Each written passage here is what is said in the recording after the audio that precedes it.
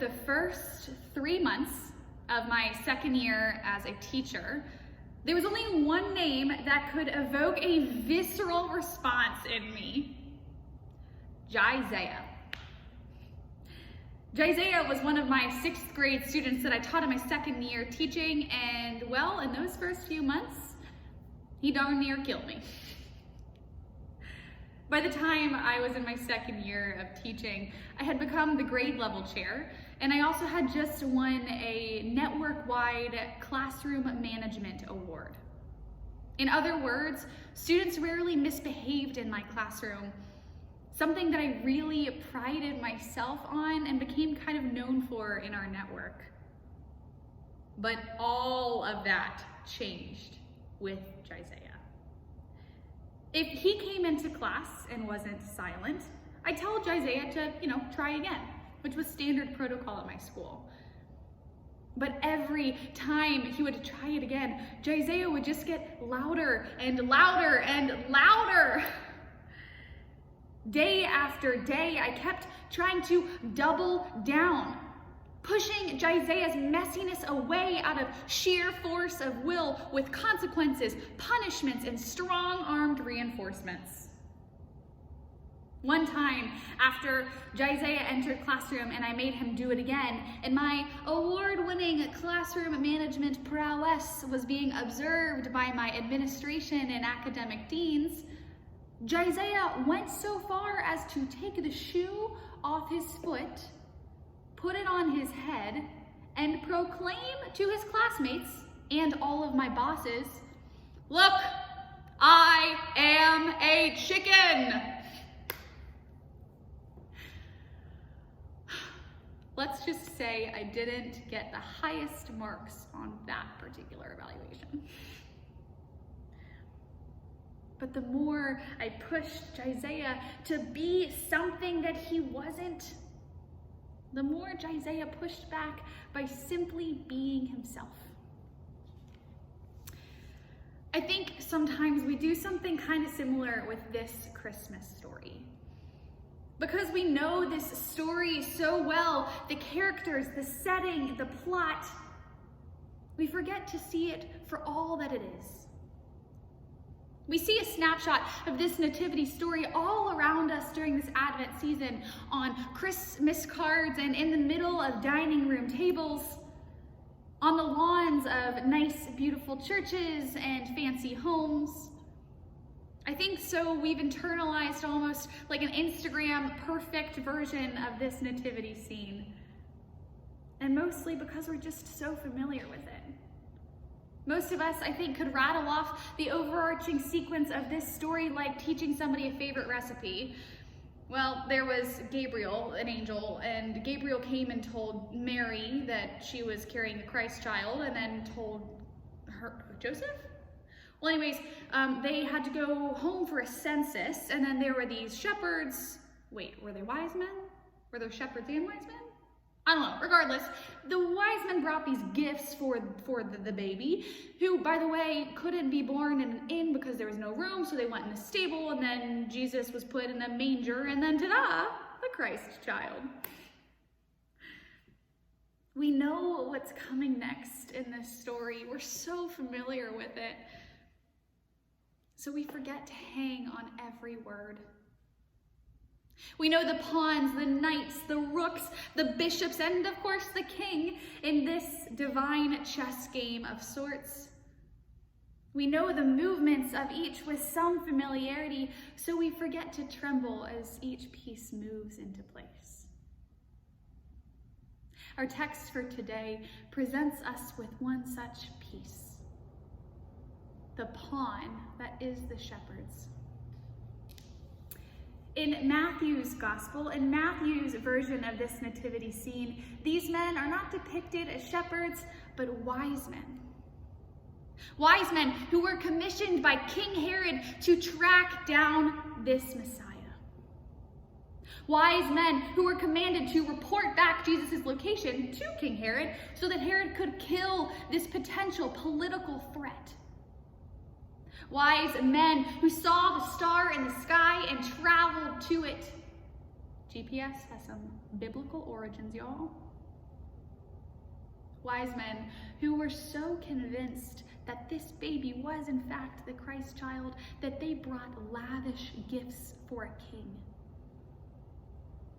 Wise men who then resisted tyrannical King Herod by refusing to report back Jesus' birthplace. But Luke paints a very different picture. In Luke's gospel, these men are shepherds. Now, we as modern people and modern Christians have a very fond perception of shepherds.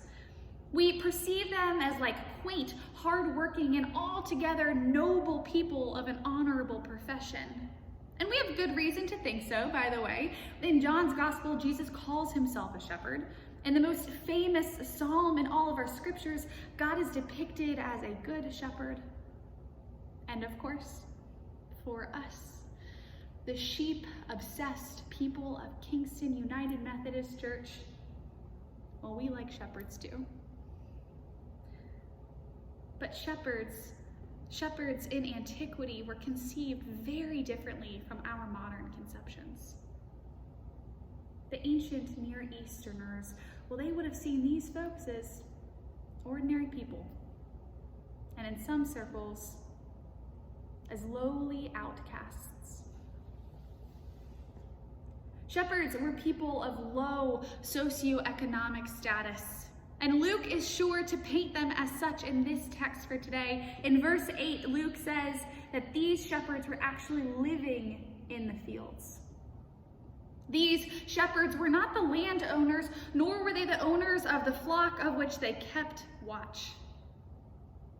In all reality, these shepherds were probably the lowest wage earners in their larger community and also of this particular staff, probably even one step below the shepherds who kept watch during the day. In the great chess game of class and status, well, these shepherds were pawns.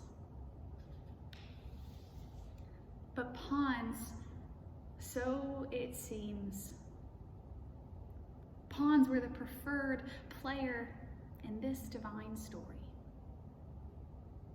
For pawns, the shepherds and this terrified teenage girl, they were the only ones that peered through the momentary hole in the veil between heaven and earth. For pawns, well, pawns are the only ones whose words are preserved on these holy pages. Words of glorifying terror after seeing the terrifying glory of the angels. In Luke's gospel, there are only 2 times when angels really make a big appearance or move the events of the story along in a substantial way. The first one being in chapters 1 and 2, when the angels go to Mary, Zechariah, and these shepherds. And the other one is way later in chapter 24. In this second and final angelic activity, angels appear to the wailing women who went to Jesus' tomb after he had been crucified. In this second and final appearance, these angels are the ones that first say the good news that Jesus was not dead, but had been resurrected.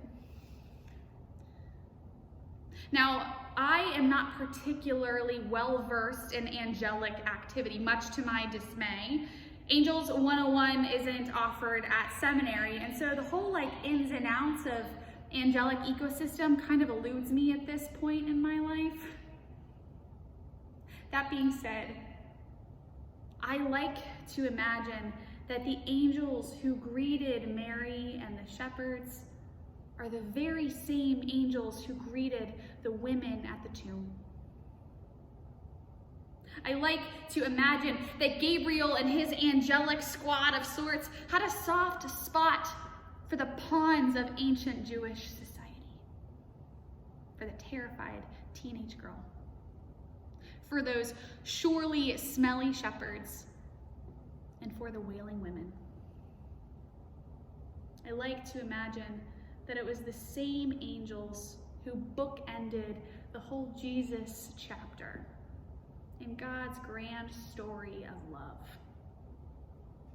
the story of love that we find ourselves in today. A few weeks ago, someone contacted our church through our website. I gave him a call, and he shared with me that he and his wife had both lost their jobs during the pandemic and were struggling to make ends meet. That they were living at the local Red Roof Inn, and they needed help covering the cost of their room at the inn for the next week. They said that they wanted to come and provide a service, that he was a handyman and they could come to the church and do some fixing up projects on our property. I called one congregant and asked for some help coordinating financial logistics.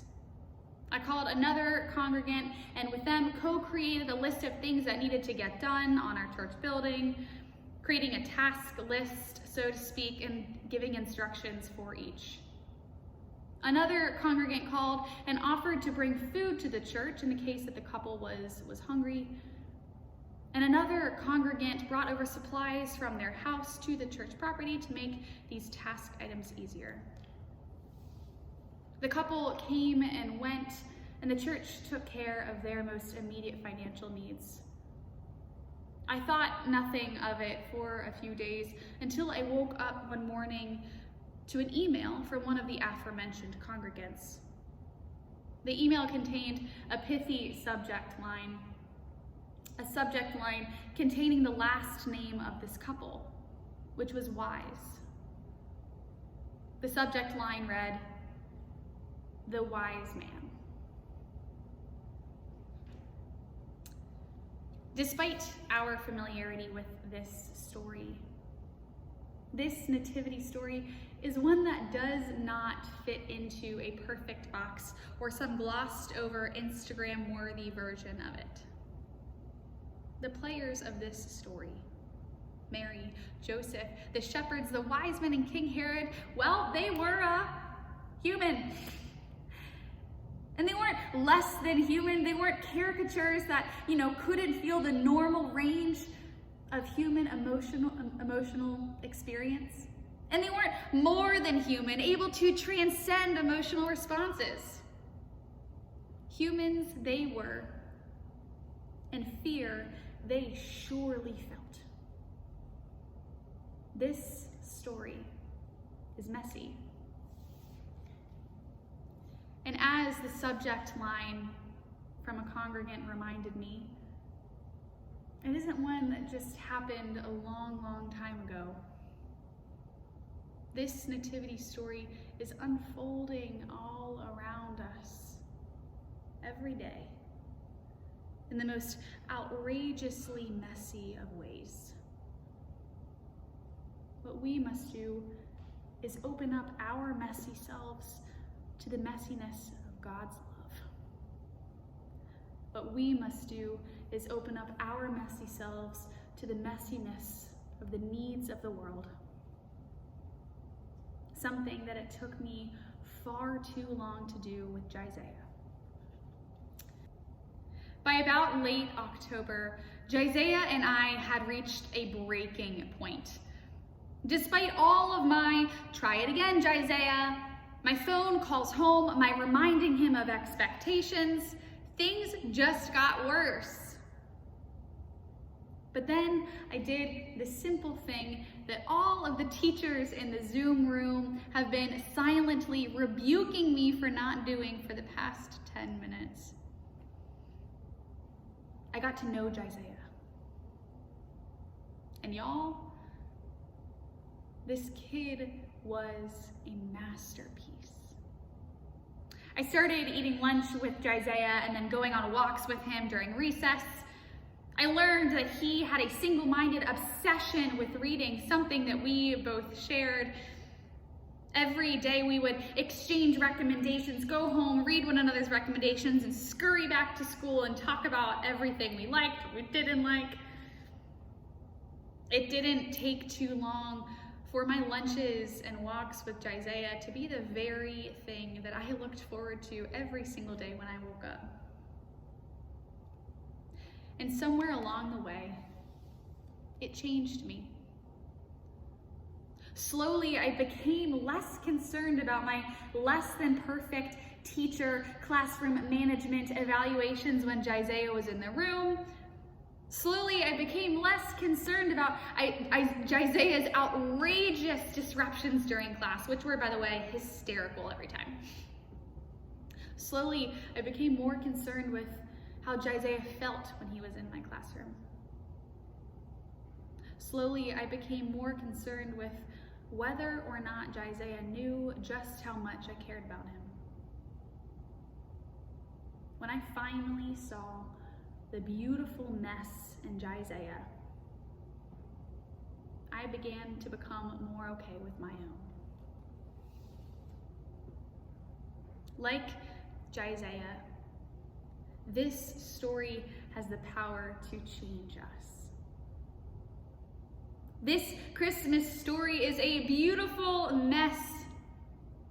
A mess where the preferred players are pawns.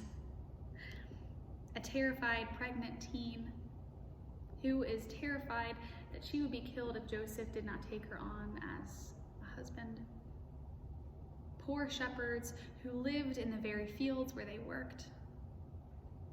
A wise man who asked a local church to help him out and get him by during a pandemic.